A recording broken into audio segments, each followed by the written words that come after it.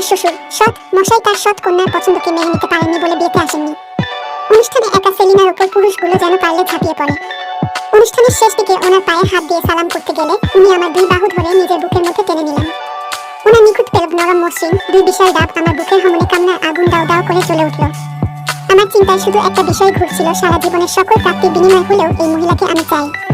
আমার নিজের জন্য একটা ফ্ল্যাটের ব্যবস্থা করার আগ পর্যন্ত তোমাদের কাছে কয়েকদিন থাকলে কোনো সমস্যা হবে কি? ওনার প্রশ্নে আমি বাস্তবে ফিরে এলাম। তাড়াহুড়ায় বাড়তি কোনো কাপড় সঙ্গে আনা হয়নি। চরম বিরক্তি হয়ে কিছুক্ষণ চেয়ে থেকে মেরি অনেকটা আপত্তির স্বরেই কয়েকদিনের জন্য আমাদের সাথে থাকার অনুমতি দিল। বাসার একটা স্পেয়ার রুমে ওনার থাকার ব্যবস্থা হলো। মেরির কাপড় ওনার সুগঠিত ভরপুর শরীরে ফিট হবার নয়, তাই আপাতত রাত কাটাবার ব্যবস্থা হিসেবে উনি বেছে নিলেন আমার ডাবল এক্সেল গেঞ্জি আর লুঙ্গি।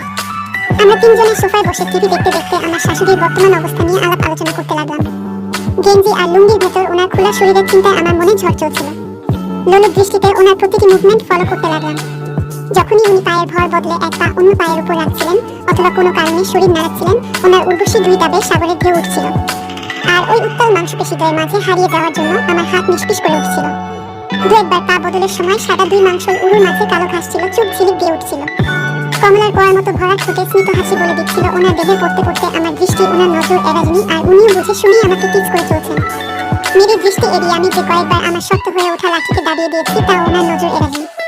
অবশেষে কিছুক্ষণ পর মেরি আর মাসেলিনা উঠে আমাদের শোবার রুমে গেল কিছু মেলি আলাপ সারার জন্য। প্রায় ঘন্টা খানিক পর আমার শাশুড়ি এসে অর্থপূর্ণ এক হাসি দিয়ে বললেন, মেরি এখন স্বপ্নের রাজ্যে হারিয়ে গেছে। সোফায় বসে আমার দিকে ঘুরে বললেন, বেটা তোমার চোখটা বড় দুষ্ট। খালি নিষিদ্ধ জায়গায় গিয়ে পড়ে শাশুড়ির বুক আর দুপায়ের খাজে নজর দেয়া কি কোনো মেয়ে যা ডাবর শোভা পায় বলো? আমি ওনার হঠাৎ এই প্রশ্ন মানে আমি কথা খেয়ে হারিয়ে ফেললাম। আমি জানি তুমি মনে মনে আমার দেহটা চাও। এসো বেটা, আমি তোমাকে মার দেখাচ্ছি।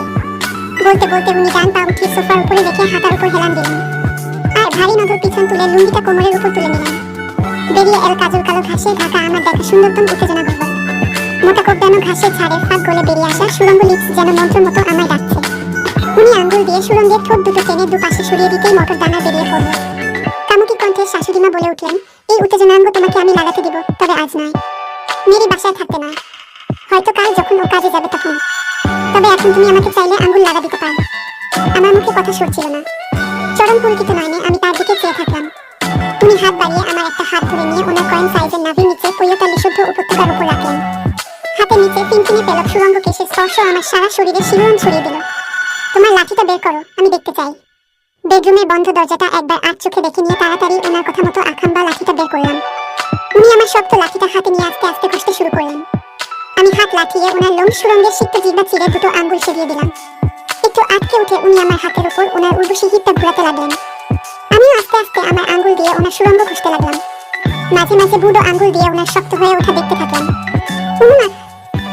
ওনার নিচু শীতকালে ভরে উঠল সারা ঘর। আমি যতই ওনার সুরঙ্গ ঘষার গতি লাঠিতে লাগলাম, উনিও ততই ওনার হিপ ঘুরিয়ে ঘুরিয়ে উল্টো লাগা দিতে লাগলেন। গরম রসের সিক্ত শাশুড়িমার সুরঙ্গটা যেন আমার আঙ্গুলগুলো টেনে ভিতরে নিয়ে যাচ্ছিল। আমার আঙ্গুলের মুহুর্মুহু আক্রমণে উনি বেসামাল হয়ে পড়লেন। ওনার সুরঙ্গের রস আমার আঙ্গুল বেয়ে বেরিয়ে ওনার নিতম্বের খাঁজ বেয়ে গড়িয়ে পড়তে লাগলো। উনি আমার লাঠিটা সজোরে চাপতে চাপতে ঘষতে লাগলেন।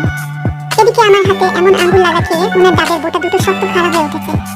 আমি আমার অন্য হাতটা বড়িয়ে গেঞ্জির উপর দিয়ে দু আঙ্গুলে ওনার একটা ডাবের বোটা মরতে শুরু করলাম। হঠাৎ উনি আমার লাগার লাঠি ছেড়ে দিয়ে দুই হাতে আমার কবজি ধরে সুরঙ্গ রসযুক্ত আমার পিছল আঙ্গুলগুলো ওনার উর্বশী মাথার উপর জোরে চেপে ধরলেন আর নিজেকে পিছন দিকে ছেড়ে দিয়ে বলতে লাগলেন, তার ম্যাচু ওর মাথার পেশিগুলো আমার আঙ্গুলগুলোকে যেন চেপে ধরলো আর ওনার সুরঙ্গ স্থির হয়ে উঠল। কিছুক্ষণের মধ্যেই ওনার সারা শরীরে নিয়ন্ত্রণ নিয়ে নিল দুর্দান্ত এক প্রতিফলন। 2 মিনিট পর ওনার দেহের স্থিতি ফিরে এলে আমি ওনার সুরঙ্গ গহ্বর থেকে রসে ভেজা আঙ্গুলগুলো টেনে বের করে আনলাম। এদিকে আমার স্টিলের মতো শক্ত হয়ে ওঠা ঠাকানো লাঠিটা এক হাতে নিয়ে ঘষতে শুরু করলাম। উত্তেজনায় আমিও প্রায় চরম মুহূর্তের কাছে পৌঁছে গেছি। এ কাজের ভাতটা আমার উপর ছেড়ে দাও, কামুকি কণ্ঠ ভেসে এলো শাশুড়ির মুখ থেকে। আমার হাতটা পাশে ঠেলে দিয়ে কোমরের দিকে ঝুঁকে এসে আমার তো লাঠি রাজের মস্ত মুন্ডিটা ওনার উষ্ণ মুখে নিয়ে নিলেন। কমলার কোয়ার মতো ঠোঁট দয়ের মাঝে আস্তে আস্তে আমার আখাম্বা লাঠিটা হারিয়ে যেতে লাগলো। ওনার উষ্ণ লালায় ভেজা পেলব জিহ্বা আর নরম ঠোঁটের সমন্বয় এক আমার দেহ মনে ছড়িয়ে দিল। নিজের অজান্তেই বেরিয়ে এল আনন্দ শীতকার। প্রায় অর্ধেকটা লাঠি মুখের ভেতরে নেওয়ার পর উনি ওনার মাথাকে উপর নিচে দুলিয়ে মুখ লাগা দিতে শুরু করলেন। সুখের আবেশ আমার দেহের কোনায় কোনায় ছড়িয়ে পড়তে লাগলো। এর সাথে মাঝে মাঝে ওনার মুখমুন্ডির কাছে আসলে মুন্ডিটা আলতো করে নরম মুখে চেপে ধরছেন। মাঝে মাঝে লাঠি সারা অঙ্গে জিভ গুলিয়ে দিতে লাগলো। শীতকালে ভরে উঠল ঘর। এক হাতে লাঠির গোড়াটা ধরে রেখে ওনার মুখের আবিন ফ্লাদার লীলা চালিয়ে যেতে যেতে অন্য হাতের মুঠোয় পুরে আমার বিচিগুলো কচলাতে লাগলেন। আবার মাঝে মাঝে নখ দিয়ে আলতো ঘাসকানিও দিতে লাগলেন লাঠি আর বিচিতে। এই তীব্র সুখ আমার আর সহ্য হচ্ছিল না। সুখের আবেশে আমি দু হাতে ভর দিয়ে কমর শূন্য তুলে দিলাম। উনি এই ফাঁকে ওনার দু হাতের তালুতে আমার পিছু নিয়ে সরু আঙ্গুলে চেপে ধরলেন। আমিও তল চাপ দিয়ে ওনার মুখ লাগাতে লাগলাম।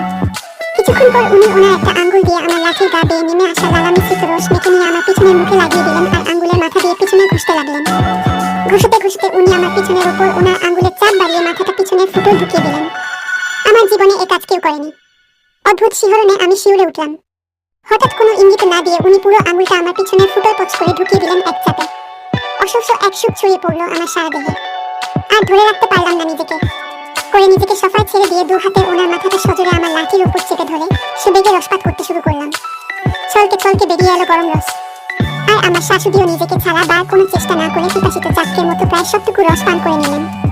অবশেষে যখন আমার লাঠি নরম হয়ে এলো তখন উনি লাঠি থেকে ওনার মুখ সরালেন। আমি বললাম, তীর্যক চাহনি আর ঠোঁটের কোণে মুখ ভরা বাঁকা হাসি হেসে জানতে চাইলেন আমাকে বিছানায় সামলাবার আত্মবিশ্বাস আছে। বললাম, ঠিক আছে তাহলে। মেয়েটা কাজে বেরিয়ে যাবার পর দেখতো এই শাশুড়ির জন্য জানাবার ভালোবাসা কতটুকু। তবে একটা শর্ত আছে, প্রমিস করতে হবে মেরিকে ব্যাপারটা কখনো বলবে না। মনে মনে বললাম, ছেনালি দেখ, আমার বই গেছে মাকে লাগার গল্প মেয়ের কাছে বলতে। মুখে বললাম প্রমিস। পরদিন আমার শাশুড়ি তার কথা রাখলেন। মেরি কাজে বেরিয়ে যাবার 10 মিনিট পর শাশুড়ি আম্মা আমার বেডরুমের দরজায় এসে দাঁড়ালেন। ঈষৎ মেঘযুক্ত লম্বা ম্যাচুর ভারী দেহের উপর বিশাল ডাবু, গেঞ্জি ভেদ করে ফুটে ওঠা বড় বড় বোটা, লুঙ্গিটা উধাও, গেঞ্জি নিচে ফর্সা লঙ্ঘিন উড়ুযুগল, যেন সাক্ষাৎ কামনা দেবী। আমার বিস্মিত দৃষ্টির সামনে উনি ওনার গেঞ্জিটা মাথার উপর দিয়ে খুলে মাটিতে ছুঁড়ে ফেলে পুরোপুরি খোলা হয়ে গেলেন আমার পূজনীয় শাশুড়ি আম্মা। আমার কামনা দগ্ধ হৃদয়কে আরো অভিভূত করতেই যেন স্ট্রিপটিজারদের মতো কয়েক পাক ঘুরলেন। হাঁটার ছন্দে ওনার 45 অর্ধ উর্বশী দেহের কোনায় কোনায় কিল্লো তুললেন। বিশাল সুন্দর ওনার দুই ডাবু, বুকের উপর ঠিক যেন 2 কেজি ওজনের দুটো ফর্সা মসৃণ পেটে ঝুলে আছে। ভরাট নধর আর পেলব নরম, সামান্য ঝোলা, একেবারে শেষ প্রান্ত থেকে ইঞ্চি খানিক উপরে শক্ত হয়ে ওঠা খয়েরি রঙের বোটাগুলো ঊর্ধ্বমুখী, বোটার চারিধারে প্রায় 2 ইঞ্চি ডায়ামিটারের কালচে খয়েরি বলয়ের সীমানার দিকে সংবেদনশীল ঘুরি ঘুরি বিচি। এ যেন কোনো নারীর ডাব নয়, স্বর্গের 2 পর্বত চূড়। অল্প মেঘে মাথা সমতল পেট, গভীর নাভি দেশের কাছে এসে ঈষৎ উঁচু হয়ে উঠেছে তরুর পানির পেটের ভাজা কালনি। চওড়া কোমর, মসৃণ কানপুরার মতো উঁচু গোলকার পিছনের 2 দাবনের মাঝে সুগভীর খাঁজ, থামের মতো লম্বা মোটা 2 উরু, সুগঠিত পা, আর 2 উরুর মিলন উপত্যকায় কোপটানো ঘাসে ঢাকা রসাধার সুরঙ্গ। নর্তের নয় স্বর্গের, কামনার কুয়াশা জড়ানো, উছলে পড়া উত্তাল যৌবনা তরুর পানিরা লাগার দেবী। ওনার দেহের বাঁকে বাঁকে উত্তেজনাটা, ভাজে ভাজে তরুর পানিরতা, খাজে খাজে যৌবন সুধা। উত্তেজনায় আমার লাঠি এতটাই শক্ত হয়ে উঠেছে যে ব্যথা অনুভব করছিলাম। উনি এসে বিছানায় আমার পাশে শুয়ে পড়লেন। হাত লাঠিয়ে আমার খোলা স্টিলের মতো শক্ত লাঠিটা মুঠোয় পুরে নিলেন। আমি আমার শাশুড়ির দুর্দান্ত 2 ডাবের উপর হামলে পড়লাম। পাগলের মতো একটা মেনা মলতে মলতে অন্যটার বোটা মুখে পুরে নিয়ে বাচ্চা শিশুর মতো চুষতে লাগলাম। একটা হাতে ওনার পিছনের দাবনা নিয়ে দলাই মালাই করতে করতে অন্য হাতের আঙ্গুল দিয়ে ওনার বোটা চিপে চিপে ডাবটাকে দাবিয়ে দিতে লাগলাম। আর আমার শাশুড়িও 2 হাতে আমার পিছনের দাবনা চিপে দিতে লাগলেন।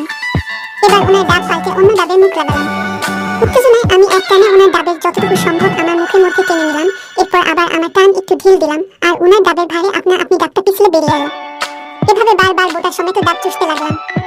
আর উনি শিকদার দিতে লাগলেন, মরে গেলাম, ওরে বাবারে দেখ দোষী ছেলের কাণ্ড দেখ, আমার মেরে ফেলো। এভাবে কেউ আমার ডাব চষেনি কোনোদিন। সুখের আবেশে ওনার দেহটা দুমড়ে মুচড়ে যাচ্ছিল। আমি একটা হাত ওনার উরু সঙ্গীতে সুধার ভান্ডার তপ্ত সুরঙ্গের উপর রাখলাম। দেখি যে সেখানে রসের বান ডেকেছে। উনি এতটাই যে রস ওনার মাঠ বেয়ে বের হয়ে পিছনের খাঁজ বেয়ে পড়ছে। আমি 2 আঙ্গুল সুরঙ্গের উপর রাখতেই আঙ্গুল 2 যেন চুষে ভিতরে নিয়ে নিল। আস্তে আস্তে চেপে চেপে আঙ্গুল নাড়া দিতে শুরু করলাম। আমি আমার শাশুড়ির ছড়ানো 2 উরুর মাঝে আসতেই উনি হাত লাঠিয়ে আমার লাঠি মুঠোয় পুরে ওনার ভেজা জব তক্ত মাঠের পিছর প্রবেশদ্বারের মুখে নিয়ে গেলেন। শাশুড়ি আমার মাঠের জিহ্বাগুলো আমার লাঠিটাকে সাদরে জড়িয়ে ধরল। আমার লাঠির মোটা মাথা সবরবে ওনার মাঠের দুটোকে ঠেলে দুপাশে ছড়িয়ে দিয়ে মানসিক সুরঙ্গের মুখে প্রবেশ করল। উত্তেজনায় আমার আখাম্বা লাঠিটা ফুলে ফেটে এতটা মোটা হয়ে উঠেছে যে গত 2-5 বছর ধরে ক্রমাগত হরেক লাঠি লাগানো খাওয়া অভিজ্ঞ মাঠটা শেষ প্রান্ত পর্যন্ত ছড়িয়ে যাওয়ার পরও ভীষণ টাইট মনে হলো। শাশুড়িকে লাগা নিষিদ্ধ অনুভূতির শিহরণে শিহরিত হয়ে ওনার ডাবকা পিছন 2 হাতে চাপতে ধরে বিরাট নধর ডাবের একটা বোটা চুষতে লাগলাম। আর 4-5 বসন্ত পার করা পাকা মাঠে ভেজা উষ্ণতা অনুভব করতে করতে হেঁচকা এক চাপে আমার পুরো লাঠিটা ওনার গহ্বরে ঠেলে দিলাম। বিশাল লম্বা লাঠিটা আমার শাশুড়ির জরায়ুর মুখ পর্যন্ত পৌঁছে গেল। আর আমার শাশুড়ি, ওরে বাবারে, মেরে ফেলো রে, আমার মাঠ ফাটিয়ে দিল রে বলে খুকিয়ে উঠল। কয়েকটা সেকেন্ড আমাদের দুজনে কেউই কোনো নাড়াচাড়া না করে স্থির থাকলাম। ওনার পরিপক্ক সুরঙ্গ আমার লাঠিটা চেপে চুষে সেট হয়ে গেল। ঈশা চিৎকার করে কণ্ঠে বলে উঠলেন, বেটা, তোমার লাঠিটা এত বড় যে মনে হচ্ছে এই প্রথমবার আমার মাথায় কেউ লাঠি দিল। আমি দুই হাতে ভর দিয়ে শরীরটা উপরে তুললাম, আর আমার শাশুড়ি সেলিনা তার স্থূল নধর দুপা দিয়ে আমার পিছন দুটো সারাশির মতো পেঁচিয়ে ধরলেন। আমি ওনার অনিন্দ সুন্দর মুখের দিকে তাকিয়ে ওনার দুই ঠোঁটে তরুর পানি চুম্বন এঁকে দিলাম। এবার আমি আমার কোমরটা পেছনের দিকে ঠেলে একটু ঢিল দিতেই ওনার সুরঙ্গের চাপে পকাট করে লাঠিটা অনেকখানি বেরিয়ে এলো। আবার চাপ দিয়ে ঢুকিয়ে দিলাম। ওনার মাথার সংবেদনশীল মাংসপেশির সাথে আমার হাড় লাঠির ঘষাঘষির গতি লাঠির সাথে সাথে দুজনের শরীরে এক অপার আনন্দে ঢেউ খেলতে লাগলো। আমার 10 ইঞ্চি লাঠির সংবেদনী ত্বক আর প্রতিটি শিরা উপশিরা দিয়ে শাশুড়ির মতো নারী দেহের উষ্ণতা আর মাঠের ভেতরে রসযুক্ত পিছল তেলবোতা উপভোগ করতে করতে ধীরে ধীরে চাপাতে লাগলাম। কখনো বা ওনার গলার চিবুক চুষতে চুষতে ভারী দাঁত যুগল মর্দন করতে লাগলাম। এদিকে উনি ওনার হিটটাকে ধীরে ধীরে দুলিয়ে তল চাপ দিতে লাগলেন। দুজনেই চাপানোর তাল্লা ঠিক রেখে আস্তে আস্তে গতি বাড়াতে লাগলাম। চিৎকার করে উনি বলতে লাগলেন। ওনার টাইট মাঠের ভেতর যেন রসের ঝর্ণা ধারা ছুটেছে। পকাত পকাত পক পক দ্রুত চাপে ওনাকে লাগাতে লাগলেন। উনি আমাকে ওনার ঝড় ওঠা দুই ডাবের মাঝে চেপে ধরে নিচ থেকে কোমর দোলা দিয়ে আমার প্রতিটি চাপের সাথে তল চাপ দিতে লাগলেন। আমাদের মতো দুই দেহের নিচে বিছানাটায় জোরে জোরে কচকচানি শব্দ হতে লাগলো। মাঠ ফাটিয়ে তোমার গরম রস ঢেলে দাও। আমার হয়ে এসেছে। চিৎকারে চিৎকারে ঘর ভরে তুলে উন্মুক্ত তল চাপে পুরো শরীর ঝাঁকিয়ে উনি পৌঁছালেন। থরথর করে ওনার পুরো দেহ কেঁপে উঠল। আমিও আর ধরে রাখতে পারলাম না। আমার লাঠির মুখ দিয়ে লাভার মতো ছিটকে বেরিয়ে এলো গরম রস। আমার বিচিগুলো ওনার তৃষ্ণার্ত সুরঙ্গতে এত রস ছিটালো যে রসপাতের এক একটা ধাক্কায় আমি চোখে অন্ধকার দেখতে লাগলাম। পুরোপুরি নিঃশেষ হয়ে ওনার বুকের উপর নেতিয়ে পড়লাম। আমার ঘাসের মমতার আঙ্গুল বুলিয়ে দিয়ে